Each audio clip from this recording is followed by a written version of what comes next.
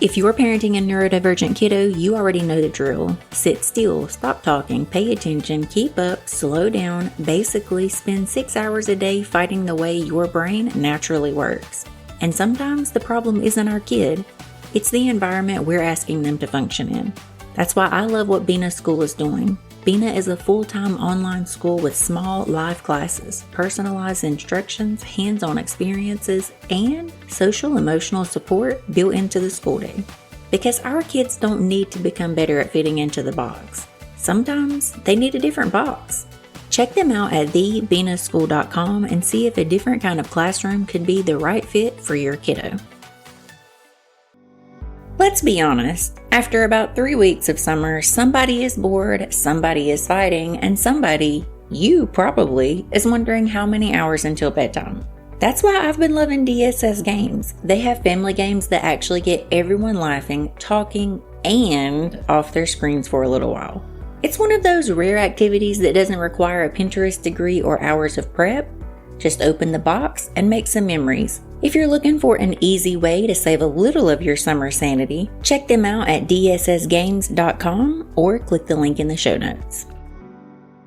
If you're parenting an ADHD kiddo who is smart as hell but somehow loses their homework, forgets the instructions, melts down over a worksheet, or comes home from school completely freaking done with holding it together all day, my friend, this episode is for you. Today, I'm talking with Dr. Roseann Capanna-Hodge, a mental health expert, school psychologist, therapist, and absolute powerhouse when it comes to understanding what's actually happening underneath our kids' behavior. Because when an ADHD kid is struggling at school, the answer isn't always more consequences, more reminders, or another dang sticker chart.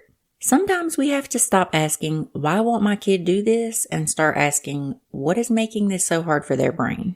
Dr. Roseann is going to help us connect the dots between nervous system regulation, executive functioning, attention, behavior, and learning. And most importantly, what we as parents can actually do to help our kids succeed in the school system that wasn't actually designed with the ADHD brain in mind. So, grab your emotional support coffee, lower your expectations for whatever the heck your kids are doing in the other room, and buckle up, my friend. Let's welcome Dr. Roseann to the mic. Welcome to Chaos and Caffeine, the ADHD Parenting Podcast where you do not need a degree to understand your kid. I'm Danielle, mom in the trenches who spent years obsessing over how to do this better, so you don't have to learn everything the hard way like I did. Each week, I bring on experts who actually make sense, and then if you want the real story, come hang out with me on Patreon where I break down how it all played out in my house. What worked, what flopped, and what I'm still side-eyeing. Thanks for being here. Dr. Roseann, welcome to Chaos and Caffeine. Well, I'm so excited to be here and have this conversation. I am so excited to have you. As I told you off camera that there was a list of guests that were recommended for this specific campaign, and you were right at the top. So I am happy that you could be here, and I'm happy that we can make it happen. Well, I love the universe put us together. So Exactly. That's pretty cool. Before we dive into my 2 million questions, do you mind to tell the listeners a little bit about you? Yeah. So I'm Dr. Roseann Capanna-Hodge, and for 3 decades, I have been helping people move from dysregulation and chaos to calm by teaching people that regulating your nervous system first has to come before everything, before therapies, before learning, before even trying to connect or correct your child, because it's biology. And I make it super simple and easy. And I really believe that all families can get out of chaos. Mm-hmm. I think that just resonated with every listener listening. Yeah. I mean, I'm a mom of neurodivergent kids, and I always say that I never just talk about things. I do the walk too. And so I know what it's like. I mean, modern parenting and what our neurodivergent kids is a lot. What they experience is a lot. And so, and we often feel so overwhelmed. And I feel that parents are drowning in overwhelm. But what I really want to do is teach people that it's all about shifting things in little small micro ways. And that's when we address the biology of the nervous system, it really becomes a lot more easier in everyday life to have better attention, feel more connected, less irritated, all those things. Man, I had a list of questions, but I think I could stay right there for the whole 45 minutes. Yeah. Well, we're going to talk about neurodivergent ADHD kids in school because I'm also a certified school psychologist, and I spent 22 years doing neuropsych testing, and I did so many things to support kids in their learning and their educational environment, and actually not just teaching parents about what to do, but really going in and teaching educators who, we think in this day and age that they understand the words differentiated instruction, which is, kind of meeting kids where they are and changing a little bit about what they're doing.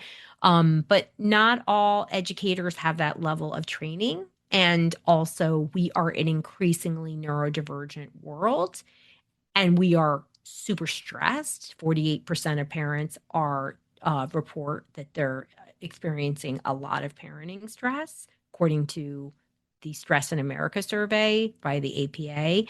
And so there's just a lot there. And so, I know that there is so much value in this conversation because when your kid isn't doing well at their job, which is to be a student and a learner, it's frightening. Before we dive into the school part of it, I would like for you to tell me if you see, I'm sure there has to be some overlap of dysregulation and school. Do you see any correlation there between both sides of your work coming to play? Yeah, I mean, so much, when I talk about the nervous system, let's even back up what dysregulation is. It's the body's nervous system's ability to shift between stress and calm. And when you're dysregulated, you struggle to shift out of a stress state into calm. And our autonomic nervous system, or ANS, is what manages your stress response. When you're calm, you're relaxed parasympathetic state. When you're stressed, you go into a sympathetic dominant state. Healthy nervous systems go back down. But the nervous system, this is the missing ingredient in this conversation, that people are hearing about the nervous system everywhere. Like, you can't go anywhere without hearing about it. But you're often hearing about it with people who just don't understand it, and they're just, giving AI responses with no experience and credentials. The nervous system does not have unlimited capacity. So think of the nervous system like a cup. And so when you keep adding stressors to your cup, what happens when you meet maximum capacity? You have an overflow. The water flows out. So when we talk about neurodivergent kids, they are so much more sensitive to their environment. And sensitivity is not a bad word, people, right? It's just part of their makeup. But they do have a 10 times greater likelihood of having mental health issues. And that means the struggle is going to be even harder, right? So when we think about a neurodivergent kid's stress cup at school or just during the day, your stress cup builds up hours, days, weeks before. It doesn't just happen. And so when we are talking about school, one of the greatest changes I've seen in 3 decades is unrealistic expectations for all kids at school. The demands that they're putting on them are extraordinary and so outside of developmental window. For example, it is now expected for preschoolers to write their name. That is not developmentally appropriate. So if your kid can't do that, which, I remember this teacher, I used to be a consultant, I call it a schmancy school, a bougie school. And because it was a bougie school, they had a crazy amount of dyslexics, right? Because it's, believe that dyslexia is a number one common characteristic of millionaires. And let me tell you, there were a lot of dyslexics there. And and they have such a creative brain. And, so, and some parents knew they were dyslexic. People still don't understand what dyslexia is. So to go back, this teacher comes to me and was like, Dr. Roseann, do you have a minute? And she's a preschool teacher in the bougie school. And she says, look at this. This kid can't write. And I was like, oh, I'm so sorry. How old is he? And she said 4. And I said, that's not developmentally appropriate. And she goes, well, the rest of kids are doing it. And I said, well, that's because they're a little more advanced developmentally. But he is within the developmental norm. And she was like, well, what do you want me to do about it? And I go, let him be a 4-year-old. Right. So when we talk about these demands, it's starting fast. What used to be required for writing in 3rd grade, like writing a paragraph, is now required in 1st grade. And so when we talk about our neurodevelopmental or, neurodivergent kids and the neurodevelopmental spectrum of learning, there's a wide variability in learning when we're young. And what can happen with, mom and neurodivergent kids get there. They get there in attention. They get there in self-regulation. They get there in social, right? But it's in their own timeline. And that's very much the case with kids that have ADHD and autism and dyslexia and all of these things. So instead of pathologizing our kids, we need to go back to the old days of saying there's more variability, and kids are being asked to sit for extraordinary amounts of time, add stress to your stress cup. Other kids are way more stressed out, adding stress to your stress cup. They're using smelly cleaners and have mold and have blinky lights, adding stress to your stress cup. Kids are absolutely losing their social skills because they're only interacting with devices. So that means there's more unpleasant conversations. Also, sometimes isolation happens, right? Exclusionary things. So there are much more stressors happening. And then on top of it, parents are very stressed. So they're walking in carrying the stress. And please know, this is not to shame or blame a parent, but your child's nervous system attunes to yours, and that's called co-regulation. And so there's a lot more demands. And I saw this front row. I've done hundreds of observations. I've done a ton of neuropsych testing, and you can just see every year it would increase. And as our knowledge is increased, I don't think things are necessarily better. I do think that parents have more knowledge and are asking for things earlier, which is so important. Early intervention is critical. Man, I wish you were around when my kid was 4, when I was still parenting from my ego, to say, hey, he's developmentally appropriate and the standards are too high. That would have been very, very helpful to me years ago. But they still push you back. We were, my older one was homeschooled. We've gone to different schools. We did Montessori. Then my youngest didn't want to be homeschooled, which is totally fine. So we go to a smaller Catholic high school. And when we were going to the high school and they're doing the tour, they kept kind of advertising advanced placement classes and this stuff. And I said, listen, we don't care about that with the exception. He already knows he wants to be an engineer. We only care about it for those courses related, to these things. And then she brought it up again. And I was like, no, I'm not just mouthing this. Right. I don't need to know about this. If it's not related to the engineering, I don't want it. And she was like, this is refreshing. And then people are like, well, isn't that not good for him? And I was like, who's using these advanced placement credits? I don't know about it. I'm not going to put this kid, we need life balance, and he's a big boy. He's very, he knows himself very well. And, we raised him to be a good thinker for himself. And so, he's on board. I was like, do you want to be in all honors classes? And he was like, why do I need it for English? He's also a remediated dyslexic. And I was like, listen, the only reason is that all the kids, he's a serious kind of kid. I was like, there's less serious kids in there. And he's like, the kids are fine, Mom. So I was like, good for you. He knows himself. And that's, people will say whoa, does it mean he can't get in here and can't get in here? Absolutely not. It does not mean any of that. And I'm not encouraging you to abandon your stuff. But when we look at the pressures on these kids, and we know this, if you were raised in you were a teenager in the 70s, 80s, or 90s, not everybody was in an advanced placement class, people, and hardly anybody was in honors classes. So we've moved to the extreme, right? And what are those classes mean? You are doing a much faster pace of the same work in the college prep classes. That is Mhm. all that you're doing is a ton of work, you know? And is it really important? I think you have to evaluate that on a case by case basis. But the more you stress your child, the harder learning is. That's biology. That's an activated nervous system.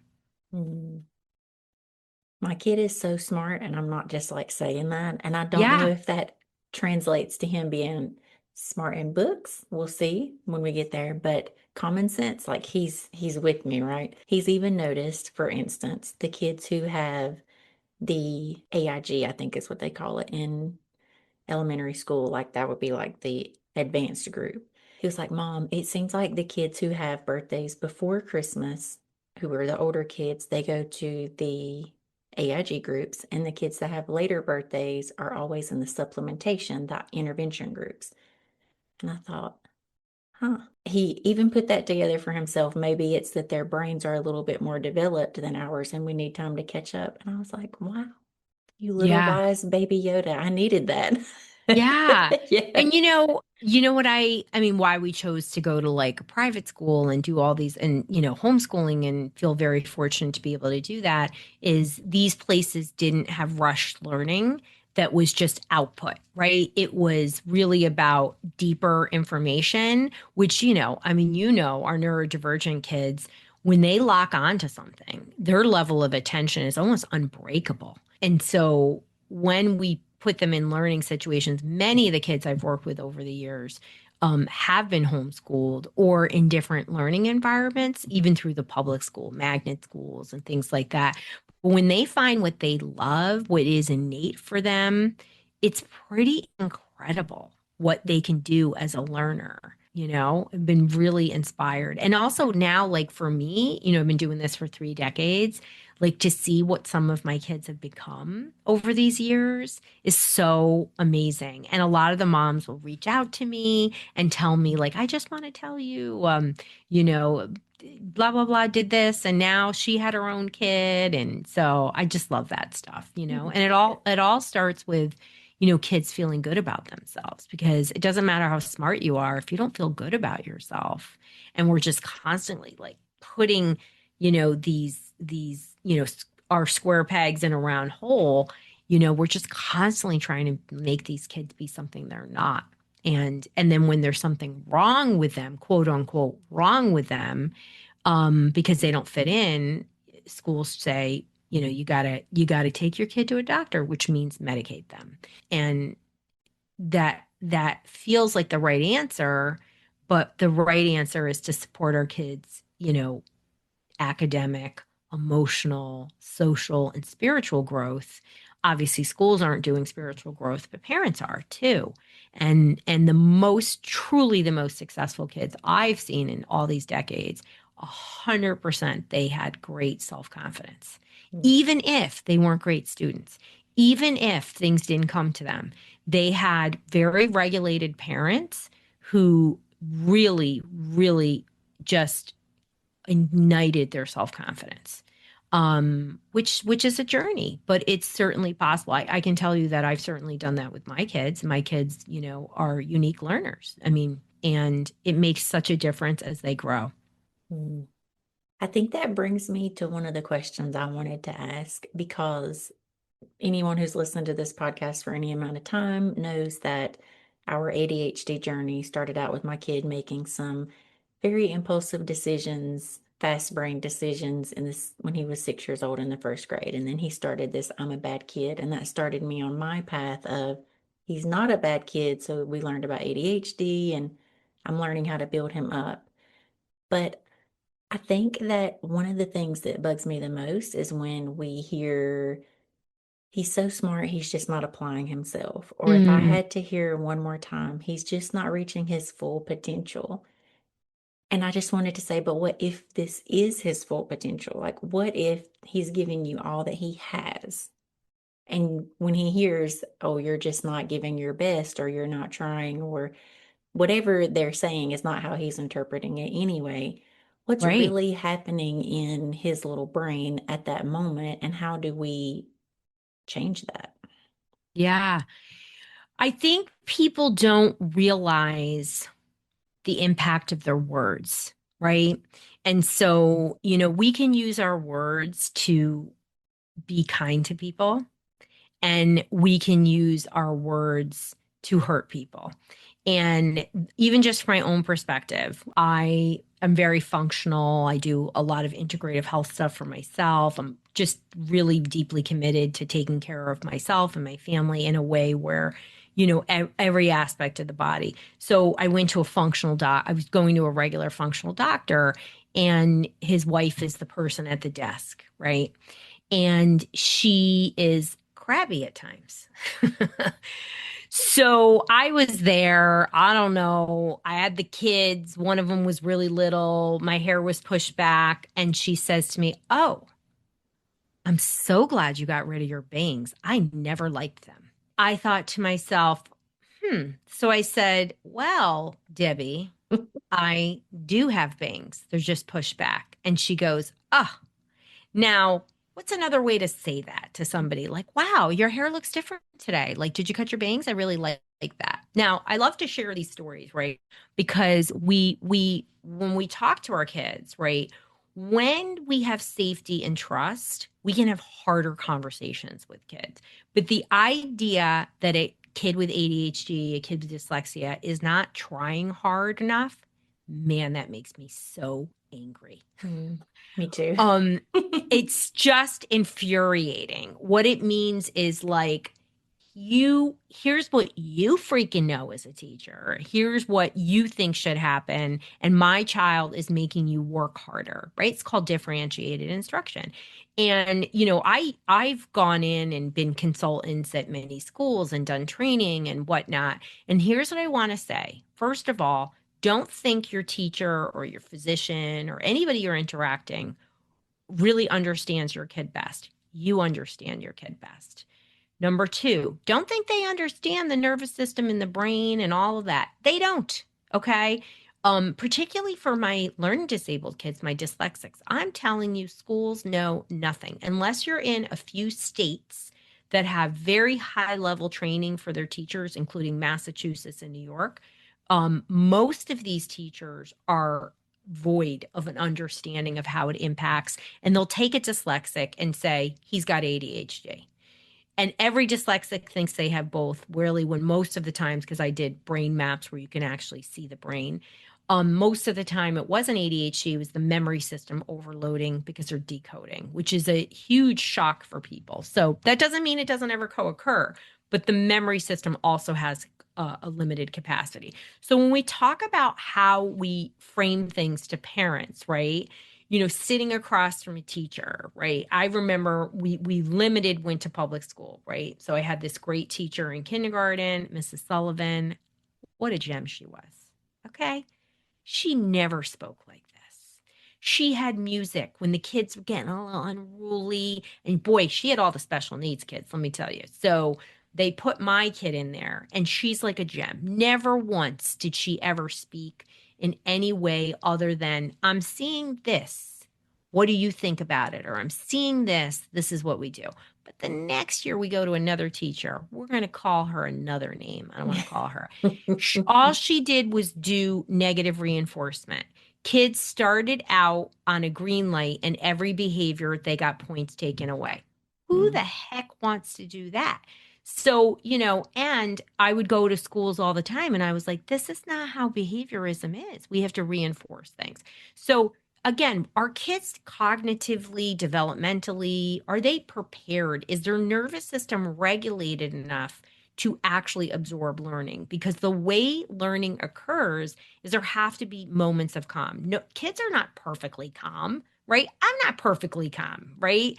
So we have to have moments of regulation for kids to access their full brain, their frontal lobe, their attention centers. When they are activated, the frontal lobes go offline, which means, guess what? They are not going to be able to start and complete tasks. Nothing is going to really stick and absorb, right? So then when things aren't sticking and absorbing, they pathologize. They say, okay, well, you must have this, you must have this, you must have this, right? And even my dyslexics, they don't even want to acknowledge that there is a learning disability. They want to say it's an attention problem. Well, dyslexics, if you're in a classroom that isn't, multisensory sequential reading, right? So they're doing learning activities that are very structured and activate what we call the muscle memory. So as a kinesthetic, basically your kid's sitting in a class where everybody's speaking Chinese and they're not getting it. So what are they going to do? They're going to look around, all these things. So I'm giving you a framework to understand there are many things that affect attention, but if the nervous system isn't regulated enough, and these teachers who say, they're not trying hard enough and all that, no kid ever wants to not please a teacher. Of course not. So you then have to say, instead of saying the kid, you have to look out, and this is what I would do. I'd say, what's going on in this environment? What is number one? What in the environment is or not supporting the learning? Okay. Maybe your kid is like, right now I have big lights on me because the lights overstimulate my nervous system. So I will have to counterbalance it today. So what can we do? How can we support this kid? And is this work accessible for this kid? Does this kid, right? So neurodivergent kids are almost exclusively kinesthetic learners. What does that mean? It means they learn by doing. So if your teacher is like, wah, wah, like Charlie Brown, it's one ear out the other, you get a lot of huzz and wuzz. So we so much could be done, Danielle, when I would go in, like just setting up the learning environment differently. And these are practices that help all kids. It doesn't just help your kid. So I would insist they would do it in the classroom, right? For everybody. And some of my teachers would be like, well, I don't feel like doing that. And I was like, that's interesting because I met with your school principal and they agreed with me. And I'll be back next week to make sure it's being done. So, other teachers were amazing and were like, why didn't I know about this sooner? That was the majority of teachers. So again, back to what are we training our teachers? I mean, they're cutting a lot of continuing education credits. In my state, they're no longer required to maintain your certification. That's terrible. We need our teachers trained, So don't go in with a teacher comment and accept it. Don't let it throw you into a panic. Trust your gut, which is hard to hear if you're dysregulated. So breathe, regulate yourself, and then really think things through. But then also say to this teacher, what's your solution to this behavior you're seeing? And ask them for it to be in writing, and ask them to really create a chart that's checking off. Because what I also found, without accountability, a lot of times it doesn't happen, because the teacher who's going to do it is going to come to you going, Mrs. Jones, I see Bobby.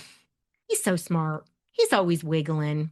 And that wiggling gets in the way of things. But you know what? This is what I'm thinking. What do you think? That is a completely different conversation. That is like, I see it. This is what I'm thinking. I want your opinion. And I love Bobby, So that's a framework to do that, to feel different. And again, I had these two different experiences, where my second year in first grade, the teacher literally, I literally almost got a daily call in first grade from the school principal. And I said, you feel embarrassed by this, don't you? And she said, I have to do what the teacher puts in. So I was like, okay. Mm-hmm. Yeah. So we were like, we're out of here. That's just what it is. And I'm not telling everybody to get out of here, but I just knew it was going to destroy my kid, and I was unwilling to do it. And I had the means to fight it.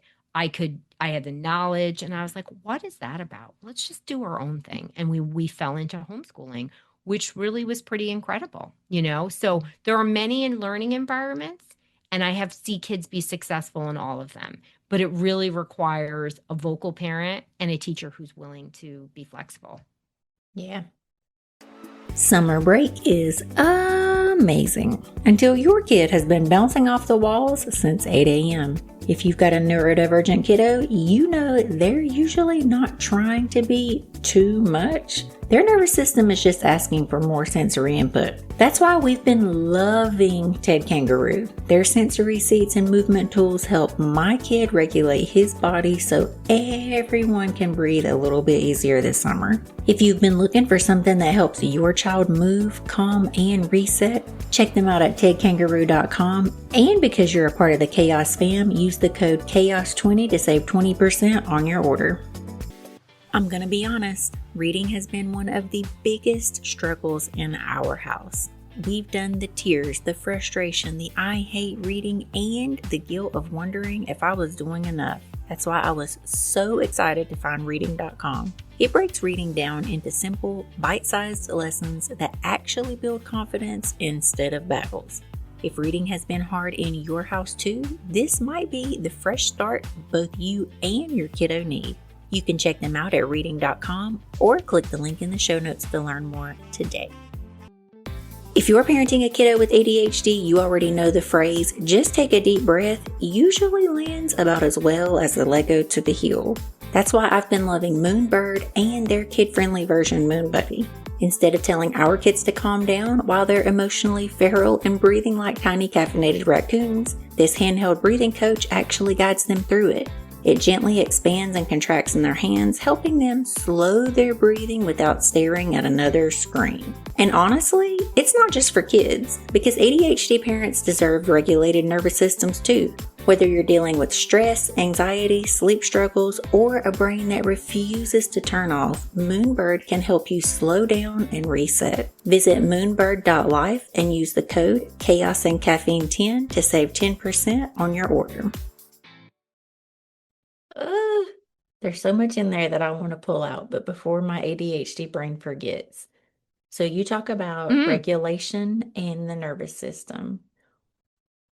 And then you talked about how the working memory in dyslexia makes everything harder. And it made me think about, how is the dysregulated nervous system affecting all of the executive functioning that we need? And is that making it harder all the way around?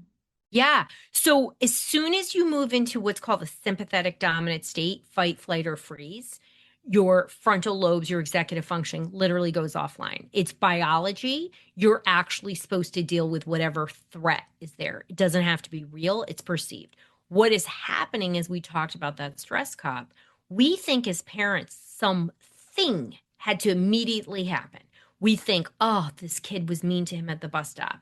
Oh, they zoned out and they didn't pay attention, so now they're, freaking out.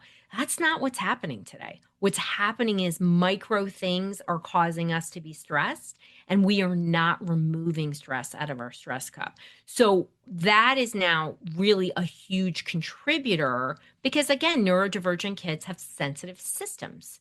And so they are more likely to see things, which could be a real superpower for them later, right? When you harness it and we get that self-esteem going. And, I get so much chatter about this on my socials, and I get like such great feedback from people of all ages, like, oh my God, I'm so glad you're talking about this. And, but when kids are super activated, again, the biology, think of cavemen. Okay, there's a threat. I'm going to be there with my spear, right? So learning is not going to happen. And it's not just learning. Your hormones get affected, your neurotransmitters get affected. Every system in the body actually tries to figure out what the stressor is. So it's not going, it's a terrible situation. And think about it. My kid constantly being remarked on his negative behavior and always being on the red light. Always. How stressful was that for him? He would come home like, that didn't happen in other learning environments. But boy, and it didn't happen in kindergarten. I was like, I'm not doing this. This is ridiculous. And I think this is very relatable for a lot of parents. Like, and then on top of it, you are stressed out because you're like, oh my God, the school's calling me. Oh my gosh, they're failing. Oh my gosh, this. Oh my gosh, do I medicate? Oh my gosh. And you just start getting on the worry train. That is normal, but not healthy. And you got to get off the worry train. I know what the answer is, so I'm going to Yeah. ask you. I know the first thing that we can do is regulate ourselves. What is the Yeah. second thing we can do to regulate, to help our kids regulate? Yeah, so I have an analogy called CALMS, CALMS, and it's all the steps on how to regulate yourself. And the C is for co-regulate. The A is avoiding personalizing the behavior. So we often, you have an impulsive kid. We go, "Oh my gosh, I can't believe how disrespectful they are. Oh my gosh, they're having a tantrum about their homework again on purpose." So, unless we're regulated, we can't see that behavior as breadcrumbs to what's happening in the nervous system, right? So, like if you think about yourself, I've had a really stressful week, which is very unusual for me, and I'm also constantly mitigating stress. So, I don't feel things in the same way other people do because my nervous system has more tolerance than other people. And it's something that other people remark upon constantly. So I know this is true, right? You would want me to be there in a bad situation because I am so regulated and cool under pressure and I go into thinking problem solving mode. So when we think about comms, right? We avoid personalizing. We could just look at that behavior and not be like, "Oh, that stinker," right?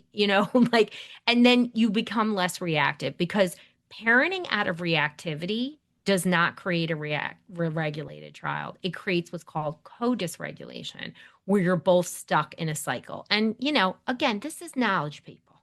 Nobody's asking you to be perfect. I talk about 80% awesome parenting. I never talk about you being perfect. Let go of that. You're going to create a real issue for yourself and your kids. And then the L is looking for root causes, right? Once we are like, wait a second, why is this behavior happening? And you can zoom out, and I call it being a dysregulation detective. You really can start being like, wait a second, huh? I noticed this on Thursdays. What goes on Wednesday? What Mm. happens on Thursday? Like what's happening? What's going on, right? And then M is modeling those skills that you want to see for your kid. Again, not perfectly, but you can't yell at your kid to not yell, right? So we have to show them what we want to see. And when you mess up, you're like, wow, I really messed up on that one. Like I should have done this. And you just talk out loud and they're like, oh, okay. Because letting your kids know that you mess up is a great thing. Like, and I can tell you as having young adult kids, I really see it. And I actually hear them talking through things like, oh, yeah, I should have done that. Or, like, and it's just, we call it metacognitive. You like what you're thinking in your brain, you just bring out, right? And the S is support and reinforce. I think this is the part where we get fatigue. We also don't know the brain and the nervous system that it requires a crazy amount of reinforcement for something to be internalized. So they say that it takes 34 times of doing something to know it in an internal way. When you're not thinking about it, you get up, you brush your teeth. But for a neurodivergent child or a child with mental health issues, behavioral struggles, it takes 3 times that amount. So when parents say, oh, I've said it to them like 80 times, I'm like, well, you actually need a little bit more. So so I think when you know that, like having worked with thousands of families, I was like, this is how it works. And they're like, oh, okay, I got it. Like, I got it. I got to put a little more elbow grease. And again, just being regulated yourself. I actually think it's the hardest part of this whole equation, Mm. right? If you've had bad parenting yourself, you're struggling, didn't knowing you were going to have a kid with challenges, you are in a bad relationship, you have financial, all these things are filling your own cup. But your nervous system, regardless of what happened to you, you've had trauma, you've had all these things.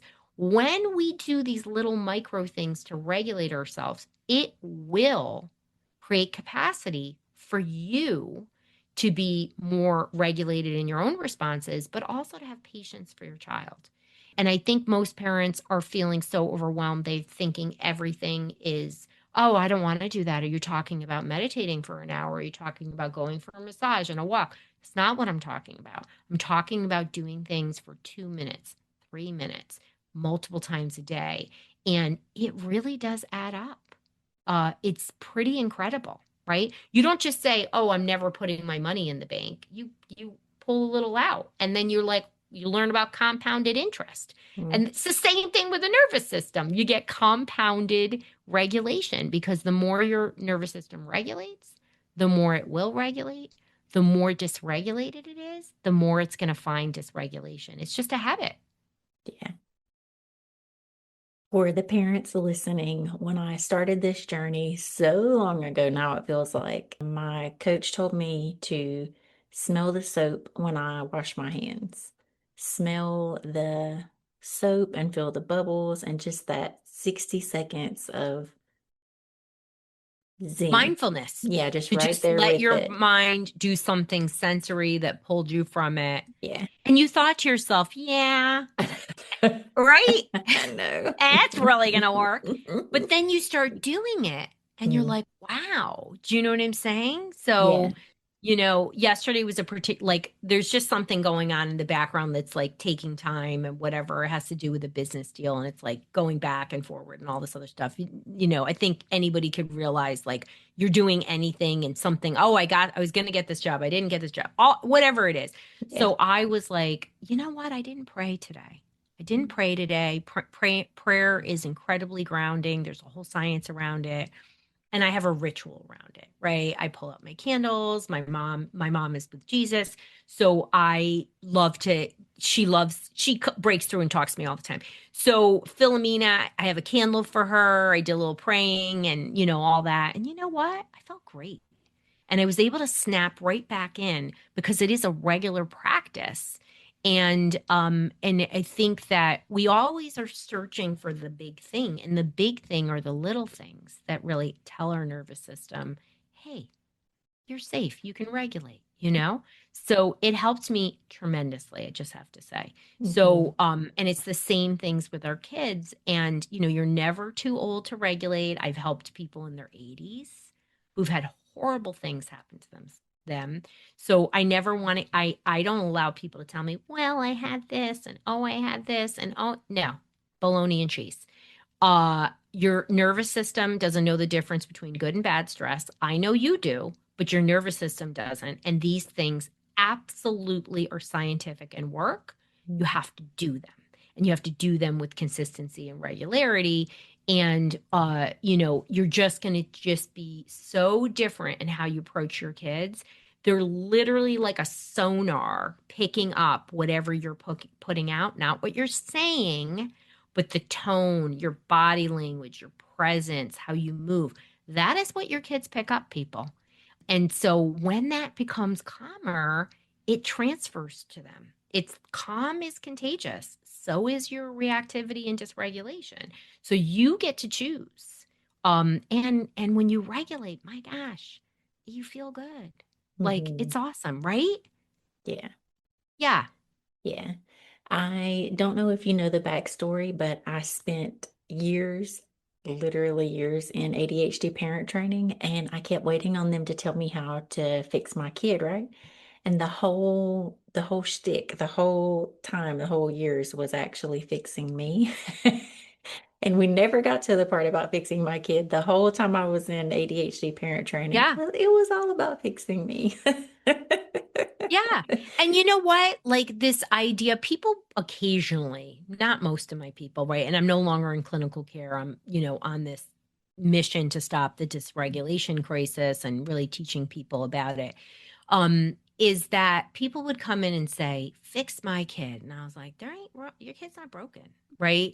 But it's so easy when we are so worried about our kids. I mean, nobody tells you when you have a kid, you're going to be so worried about your kid. Yeah. Like you're like, oh my, this kid, and I got this stroller, and I'm going to go jogging, and you're thinking about all these other things, Yeah. right?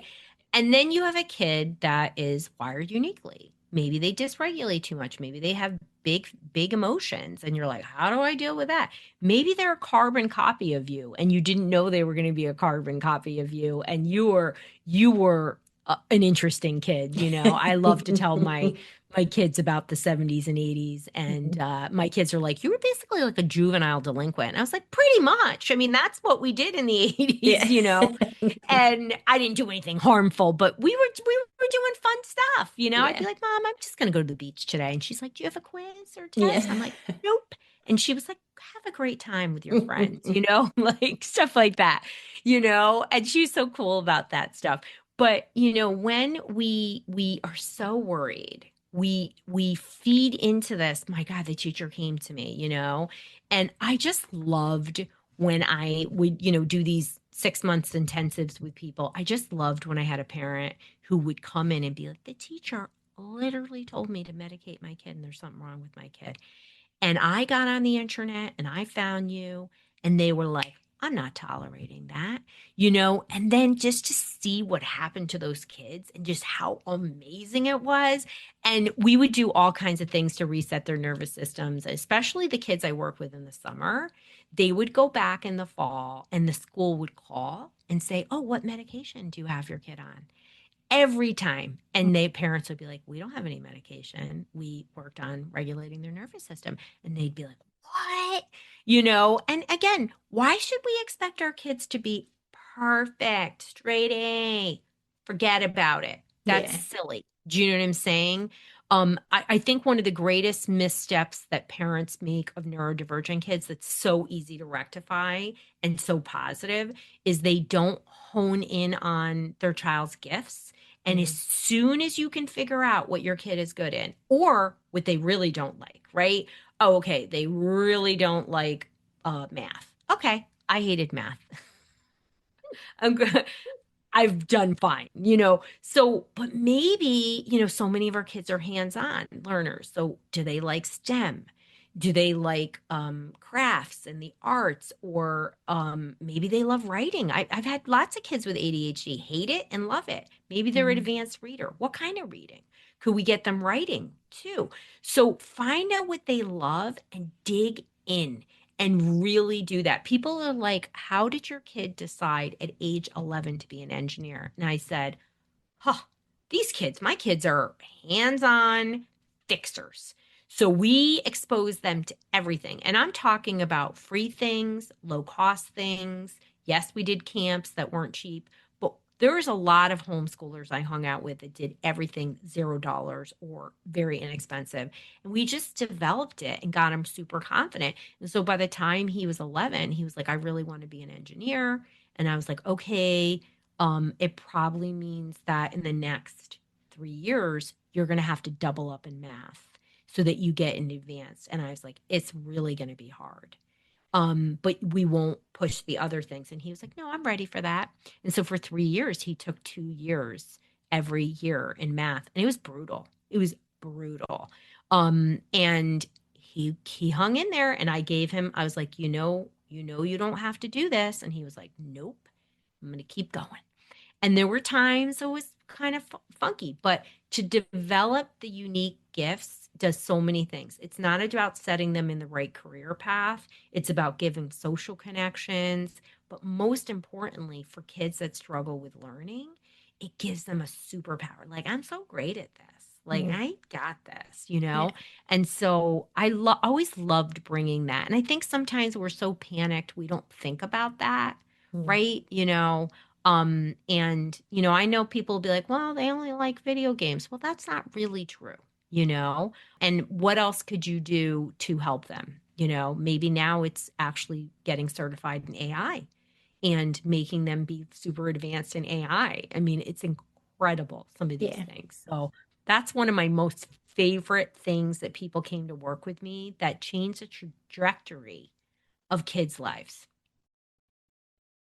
I love that. And for the Yeah. parents listening out there that are freaking out because their kids are just interested in video games, it's actually not a bad thing. There's actually a lot, like you said, that we can work on there with. I mean, my kid really is good at video games. I'm like, you could Yeah. create video games, you could design them, you could test them, you could all of these things. Yeah, So, you yeah, can develop your own apps. I made my own app. So there are so many things that are advanced. And if anybody really is interested in video games, you really should get them trained in AI yeah, because it will set them apart.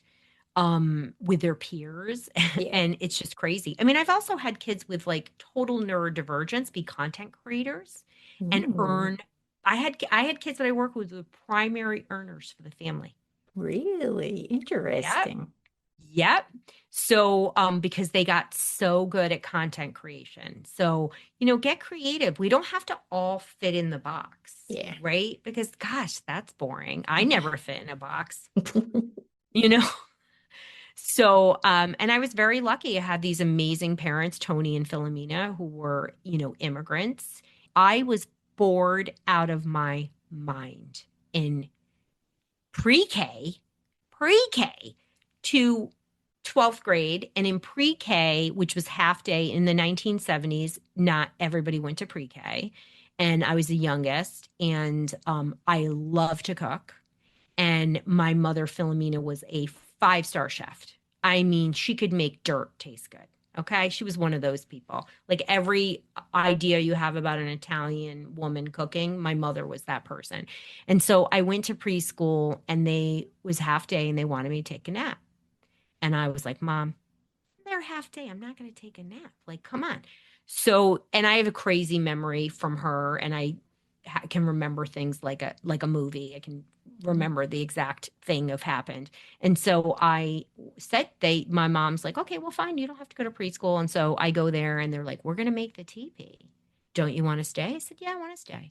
You going to make me take a nap? And they said, yeah. I said, I'm out of here, Mom.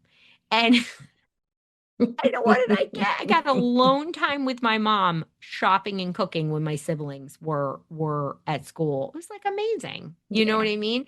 So we can't always put in that box. And my mother didn't panic. My mother was like, "There's nothing wrong with this kid. She didn't want to take a nap." And she really empowered us to have a voice and challenge things. And I always knew, no matter what I did, even if I messed up, I knew my parents had my back. And boy, that allowed me to really grow and do things, right? And I did great. I mean, I went to graduate school, and in 4 years, I got 2 master's degree and a doctorate in 4 years. Wow. So my learning's pretty good, but I was bored. I was really, really bored. I wish somebody knew that.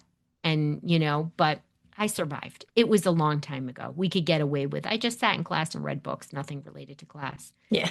So I was a solid C student. I was like, what's the bare minimum? I would literally be like, does this test count? And if they said no, I'd like draw a picture and turn it in. I'm not encouraging you to do this. Okay. Kids, stop listening. No. But it was such a different time, So my kids would never do that. Like, I share these stories with my kids because they're like, oh my gosh, like, oh my gosh. So, but you also could just like everybody can still go to college. So they're putting so much pressure on these kids to go to these name brand schools that cost so much and cause so much debt, creates a lot of debt. And I live in the Northeast. I mean, even the community colleges are amazing here. Yeah. Like, so, there's nothing wrong with going to a state school. People should try to be economical and think about it. There's a lot riding on the shoulders of parents and professionals today. For me, I had parents that were like, just bucked the system back then. So I didn't know that I shouldn't buck the system. Yeah.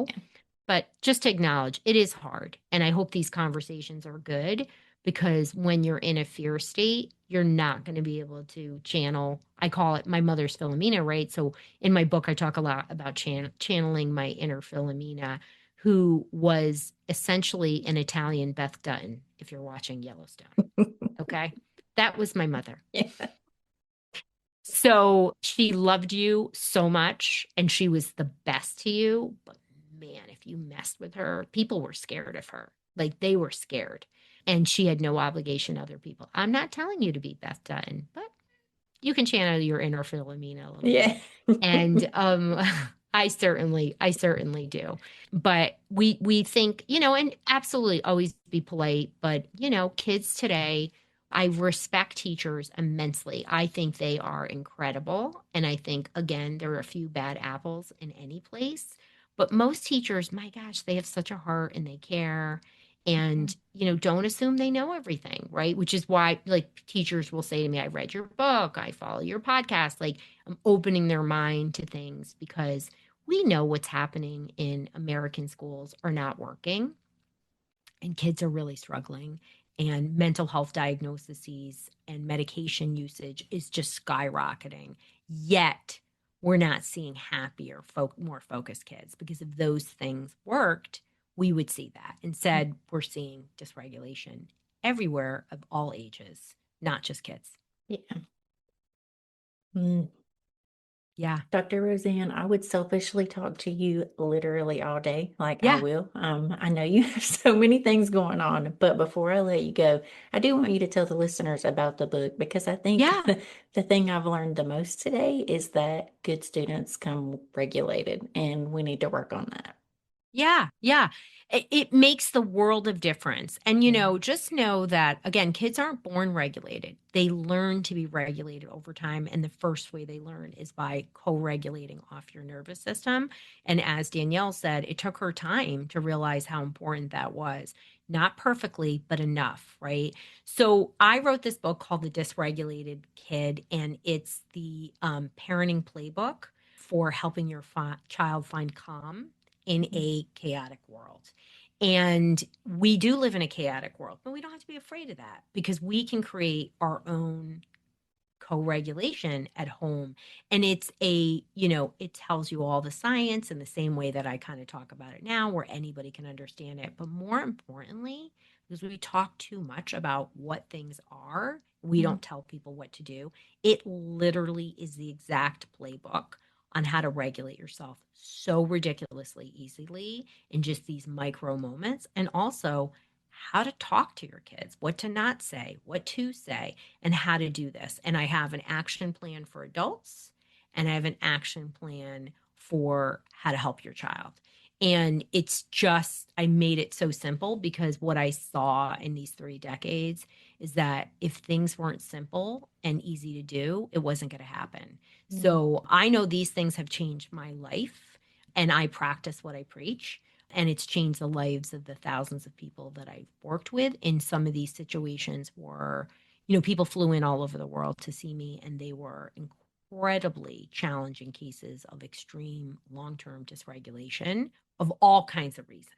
So it doesn't matter what the reason is. Again, everybody can regulate, right? Whether you have a clinical diagnosis or not, or an awful background or not, you're just feeling very overwhelmed.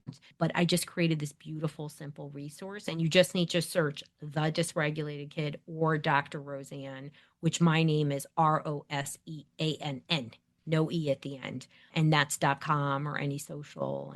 I ask for you to buy this for yourself, buy it for your teacher. And there's a book club in it. There's all kinds of ways for this message to be spread. And what I love to do is, whenever when you have a dysregulated kid, you have a kid who's impulsive, any of those things, it's harder to make friends. And so I ask people to buy this for 2 of their friends and create a little pod of 3. Because if you can have your own language and your way to support each other, it just makes it so much easier, and much more effective for all of you. You need your peeps. Parenting is not easy. Could not agree more. Yeah. Yeah. And of course, we'll link all of that in the show notes. Dr. Roseann, I think I want my final question to be, and I haven't covered literally half of what I wanted to ask because my ADHD brain went on another side quest. But I think I would like my final question to be any parting advice for the parents that are gearing up for this school year? Don't underestimate the power of regulating yourself and helping your child regulate. You can do these things really simple. You can, the most simple thing that I recommend is actually what we call diaphragmatic or belly breathing. So, belly breathing is the quickest way to pull yourself out of a stress state. It's free. You can do it you can do it in a crowd. You can do it at your desk. And so I like what's called a 4-7-8 breath. So you breathe in for 4, you your belly, because most people, I found about 50% of people don't understand that you have to breathe into your belly and they're breathing into their chest, which activates your nervous system. So they're like, that's a waste of time. So you breathe in for 4, you fill your belly up, okay, like a balloon. You get it as much as you can. You hold for 7 and you do a longer exhalation for 8 seconds. Now you could make that 3, 5, 6, whatever. You can change it until you can get it up.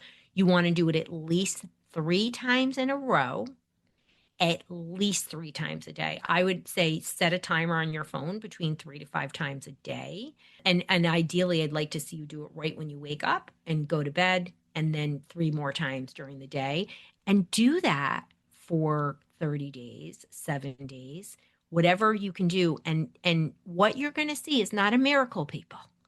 You're going to notice differences in intensity, frequency, and duration of your own dysregulation and irritation. And then really think about doing this with your kid. Don't say, oh, you need to calm down, you need to breathe. And when you do this in moments of regulation, when you do have stressors like I did this week, your brain will just snap right into it. It will start using it, right? And you becomes that automatic process. And the more you do it, the quicker your nervous system will get calm. So if you're always in a stress state, you're feeling very overwhelmed, if you hate breath work, I guarantee you're dysregulated. And there are other things. So pick something as small as, breath work. I have lots of other things that I talk about on my own show and in the book, everywhere. But pick something, be consistent, and try to do these things if you can with your kid, with your family, and make it like brushing your teeth, right? We brush our teeth to avoid cavities. If we regulate our nervous system, we prevent mental health issues. We prevent big reactive explosions. We prevent difficulties with focusing in the same way. Lots of good things happen when we regulate. That was the perfect ending. Thank you so much for your time today. I have enjoyed this so much. Well, I've enjoyed this too, and I hope we inspire people to not get on the worry train and start regulating. Yeah, me too. Okay, Chaos fam. If you take one thing from this conversation, let it be this. Our kids cannot executive function their way out of a dysregulated nervous system. They're not going to magically organize the backpack, remember the 6-step direction, regulate their frustration, ignore the kid tapping a pencil 3 desks over, and complete the worksheet just because someone told them to focus. Sometimes school is genuinely fucking hard for an ADHD brain. And our job isn't to turn our kids into tiny neurotypical students who can sit still, stay quiet, remember everything, and make life convenient for the adults around them. Our job is to understand the brain we actually have in front of us and help that kid build the tools, support, confidence, and regulation they need to succeed as themselves. Huge thank you to Dr. Roseann for giving us the science, the strategies, and maybe most importantly, the reminder that behavior is information. Be sure to check out her work in the show notes and definitely get her new book. I think it might change all of our lives. And as we head into another school year, remember, we're not chasing perfect grades, perfect behavior, or even perfect mornings. We're raising kids who understand their brains, know what they need, and eventually learn how to advocate for themselves. And that, my friends, is school success. That's it for this week on Chaos and Caffeine. I'm Danielle. Be sure to share this with your ADHD parenting bestie who is already panicking that we are only days away from school starting. I'll see you next week. Be sure to bring the coffee. If you're a parent in the neurodivergent world, you already know this. We read labels like it's our second job. We side-eye ingredients, we Google brands at midnight, and we're constantly looking for support options that feel intentional and not sketchy. That's one of the reasons so many families, including my own, trust Mary Ruth Organics. Their supplements come in easy-to-take liquid drops, which honestly matters when pills are a hard no. The flavors are kid-friendly, the formulas are vegan, Clean Label Project certified, and the company itself is a B Corp, which means they actually care about what goes into their products and how they operate. Mary Ruth's doesn't promise miracles, and neither do we. What they offer is thoughtfully made, high-quality supplements that fit into real family routines without added stress. If you're looking for a brand that prioritizes transparency, clean ingredients, and making supplements easier for kids and parents alike, Mary Ruth Organics is one worth checking out. Because supporting our kids starts with choosing products we actually feel good about giving them.